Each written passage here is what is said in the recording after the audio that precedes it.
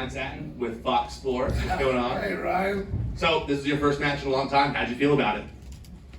Well, I feel incredibly satisfied now, all the build-up and all the, I think most people don't understand all the time and the pressure that goes into these kind of things, all the thought. So now it's like a really wonderful feeling, but it's, it's been a wild week. It's been a really wild week, but the payoff is now. Back row.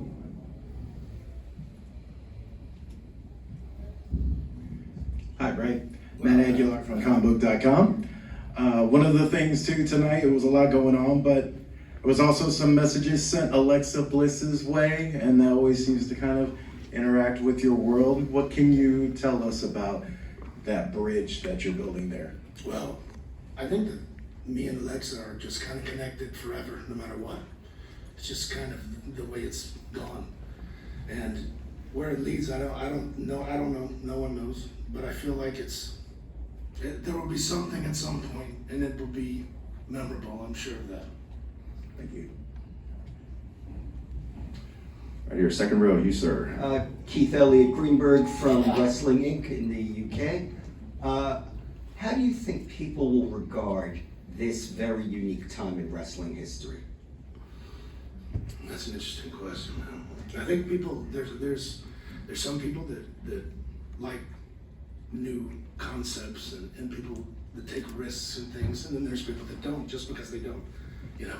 It's a sport to some and it's a show to others. But I think the beautiful thing about wrestling, this industry, is that there's something for everyone. And I've always kind of prided myself on the fact that, I'd be willing to take risks and do things that no one's ever done, because in my opinion, if you're not willing to do that, then what are you doing here? It's about kind of leaving a legacy for me, and I would do pretty much anything, especially if no one's ever done it before, because I know that people will notice it. And it's fun for me. And our final question right over here. Hi, Bray. Joel Torres from Contraloma, Puerto Rico. I just wanted to ask you about that great moment you had with the Undertaker last Monday on Raw. I'm not going to ask you about that, what did he tell you, but how, so how important was that moment, not only for your career, but for your life? I'm not even worried about it as my career, It's like, it was so important that everyone knows it's important. You know what I mean?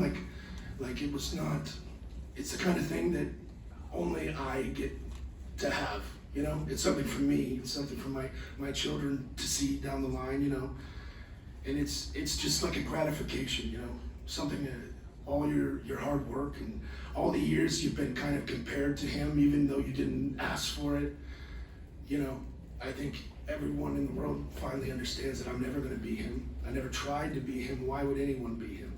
He's the only Undertaker, but him kind of, and it's not even only that moment, that's a beautiful moment, but just him, just being him and kind of just, confiding in me, telling me things, helping me along the way. It's always been that way. Just that was the first public moment of it.